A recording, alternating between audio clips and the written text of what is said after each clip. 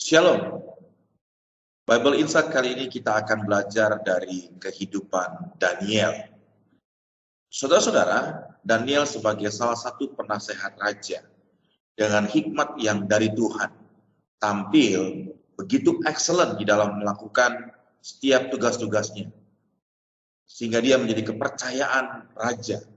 Sekalipun raja-raja berganti, tetapi Daniel tetap mendapatkan kepercayaan untuk menjadi penasehat raja.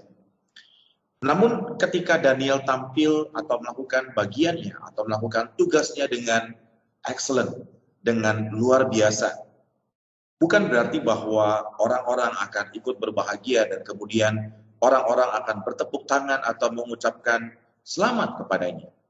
Faktanya tidak demikian. Faktanya pasti akan ada orang-orang yang cemburu, orang-orang yang iri, dan orang-orang yang bersepakat untuk menjatuhkannya. Lihatlah di dalam Daniel 6, di mana para penasehat raja yang lain berusaha untuk menjatuhkan Daniel, sehingga mereka membuat sebuah kesepakatan agar mengajukan kepada raja agar membuat sebuah hukum yang akan menjatuhkan Daniel. Dan mereka berhasil, sehingga Daniel yang tidak tahu akan apa yang sedang terjadi itu akhirnya masuk ke dalam perangkap, masuk ke dalam persekongkolan jahat itu. Nah, kita lihat di dalam Daniel 6 ayatnya yang ke-17. Sesudah itu raja memberi perintah, lalu diambillah Daniel dan dilemparkan ke dalam gua singa. Berbicaralah raja kepada Daniel, Allahmu yang kau sembah dengan tekun, dialah kiranya yang melepaskan engkau. Mereka bersepakat membujuk raja agar membuat sebuah hukum, di mana tidak ada seorang pun dalam 30 hari membuat permohonan kepada siapapun, kecuali kepada raja. Dan Daniel tetap orang yang setia, tetap orang yang berdoa, beribadah kepada Allah. Dan oleh karena ia tetap melakukan hal itu, sehingga ia harus dihukum. Tetapi lihat bahwa Tuhan menolong umatnya yang benar. Tuhan menolong hamba-hambanya yang benar, yang tetap setia, yang tetap taat kepadanya. Kita lihat dalam Daniel 6 ayatnya yang ke-20. Pagi-pagi sekali ketika fajar menyingsing, bangunlah raja dan pergi dengan buru-buru ke gua singa.